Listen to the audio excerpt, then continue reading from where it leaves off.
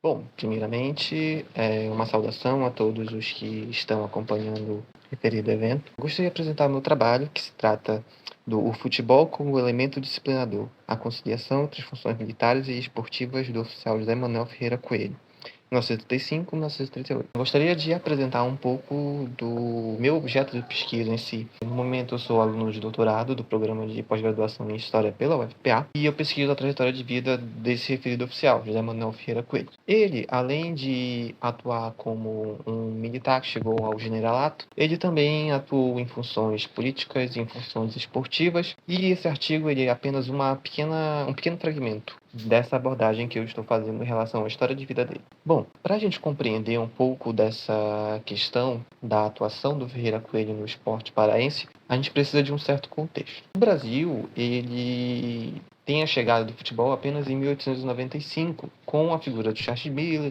que trazia uma bola, trazia um conjunto de uniformes, um livro de regras do então esporte inglês. Como ele tinha contato com essas empresas estrangeiras e que tinham seus próprios clubes de futebol, ele trouxe, e o esporte, em primeiro momento, foi considerado um elemento muito forte da elite, no qual, em tese, só os membros que tivessem esse condicionamento, que tivessem essa condição financeira, que tivessem a possibilidade, por exemplo, de ter uma bola de couro e de ter uniformes de futebol, e isso, por muito tempo, foi um efeito limitador em quem poderia praticar o esporte e quem não poderia. Esse esporte, ele não demorou muito tempo para chegar em Belém. Já no final dos anos de 1890, ali pelo início do século XX, a gente já tem a formação de alguns núcleos esportivos em Belém do Pará, e alguns deles formam até hoje os principais clubes que atuam no Campeonato Paraense, que atuam nos campeonatos brasileiros, que representam o Pará nas outras competições. Um desses clubes é o Clube do Remo, que é o clube no qual esse militar ele atuou. Esse clube ele foi formado em 1905.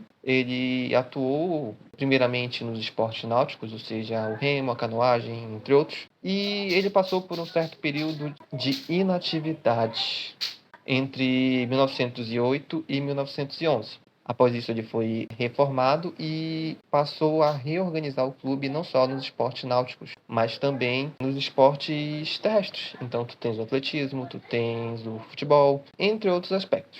O que acontece? O Clube do Remo ele já tinha uma grande quantidade de títulos, etc. Desde o começo do clube, já tinha a presença de grupos militares, principalmente oficiais, braços superiores como sargentos, se interessavam por causa das dinâmicas de fortalecimento do corpo, entre outros aspectos. O que acontecia? Esse oficial, ele nasceu no Rio de Janeiro e ele construiu a sua carreira militar e esportiva muito forte na capital do Brasil da época, que era a cidade. Lá ele atuou por outros clubes, como o Fluminense, como o Americano, como o Esporte Clube Brasil, e atuou também pela seleção brasileira. Ele já chega aqui com certa bagagem cultural já em 1932. Se eu não me engano, ele já tinha um pouco mais de 12, 15 anos de carreira. Quando ele chega aqui, ele chega como um jogador ainda jovem, mas que já tinha um certo percurso, tanto no futebol como na própria carreira militar.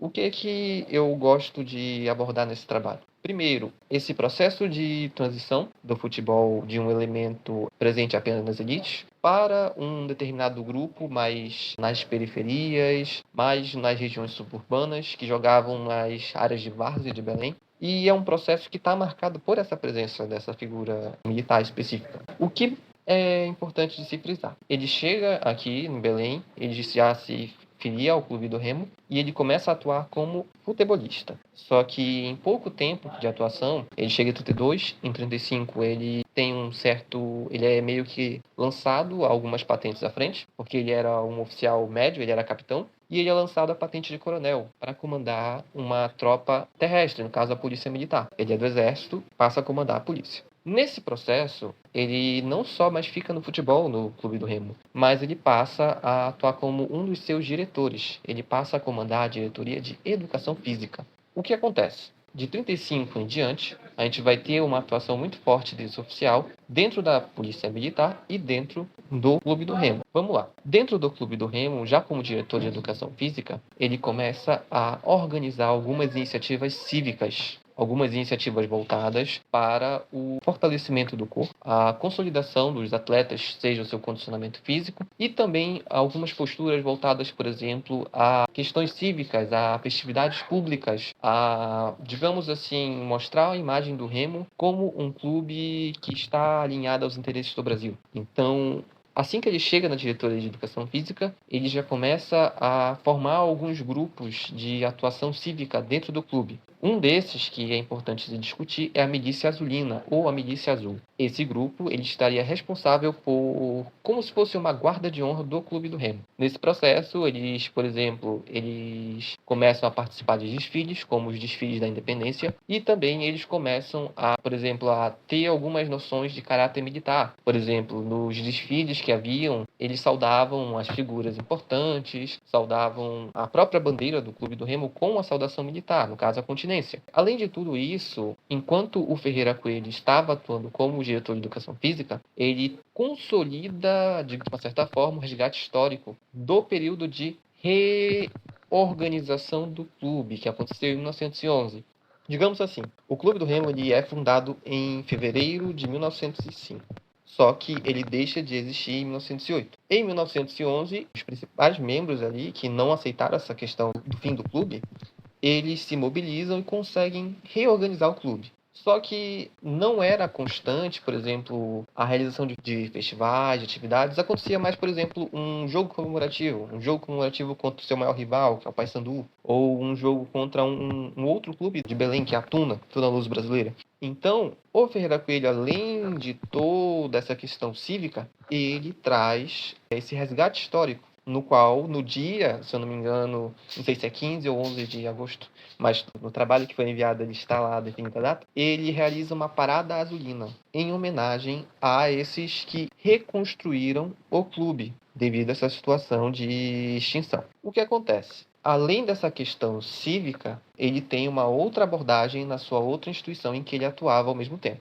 Na Polícia Militar do Pará, até 1930, existia uma força pública militar no Estado. Só que nós temos um período conhecido como a Revolução de 30, no qual ela acontece em outubro de 1930, entre outubro e novembro. Nesse processo, os governadores são depostos e são colocados interventores. Um desses interventores, aqui no estado do Pará, foi o Joaquim Magalhães de Cardoso Barata. O que acontece? O Barata, ele já tinha tido alguns problemas com a polícia militar antes, porque ele já era um revolucionário de longa data. E a PM, ela tinha impedido, por exemplo, as revoluções de 24 e até mesmo o início da Revolução de 30 aqui. Então, ele via ela como um elemento perigoso. O que ele acabou fazendo? Ele procedeu com um decreto extinguindo a polícia militar e criando, para substituir ela, uma guarda civil. Uma guarda que era organizada e treinada e armada pela Polícia Civil. O que acontece? De 30 a 32 existe apenas a Guarda Civil. Só que com os desenrolares da Revolução Constitucionalista, do envio de tropas e também de uma outra revolta que ela por si só merecia um vídeo,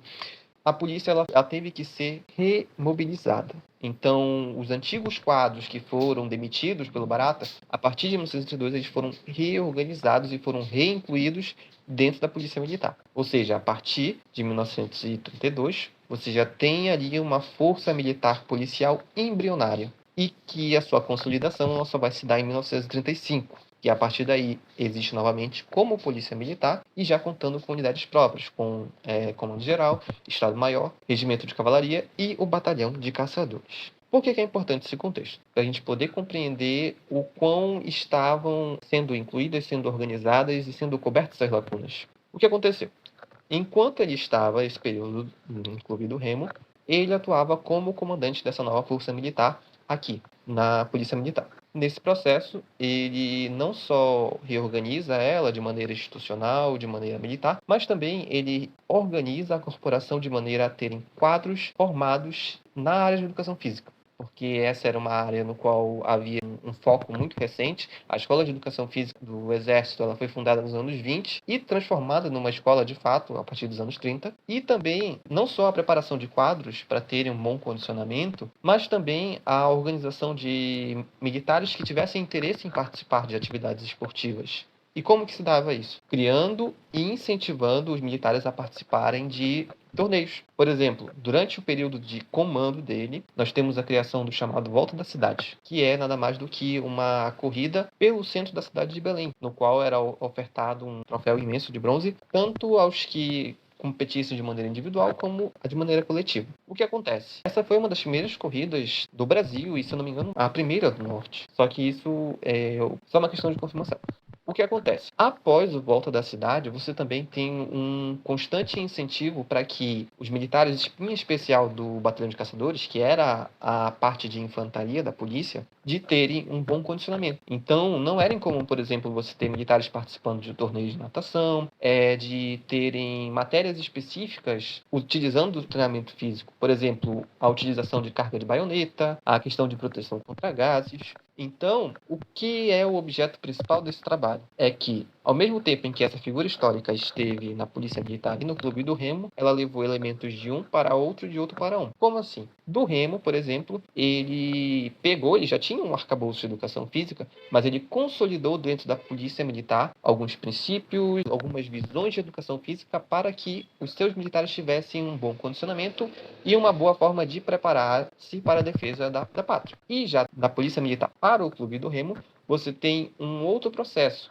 Qual é esse processo? É trazer a educação cívica, trazer a questão da defesa do Brasil e dos interesses nacionais e a cultivação dos interesses de cidadania. Então, essa troca ela foi, digamos assim, feita durante esse período e é um ponto muito importante para a gente se discutir sobre como, por exemplo, a educação física ela é importante para essa sociedade. Lembrando que nós estamos falando de uma sociedade pré-Estado Novo, ou seja, ainda estamos num período em que há debates democráticos, mas que já havia ali um certo fantasma de uma possível ditadura. Então, essa foi a minha apresentação e a minha pesquisa, a parte da minha tese de doutoramento, e ela ainda está sendo desenvolvida e pouco a pouco os temas vão aparecendo e aos poucos as discussões também vão sendo consolidadas. Agradeço a todos e, novamente, muito obrigado.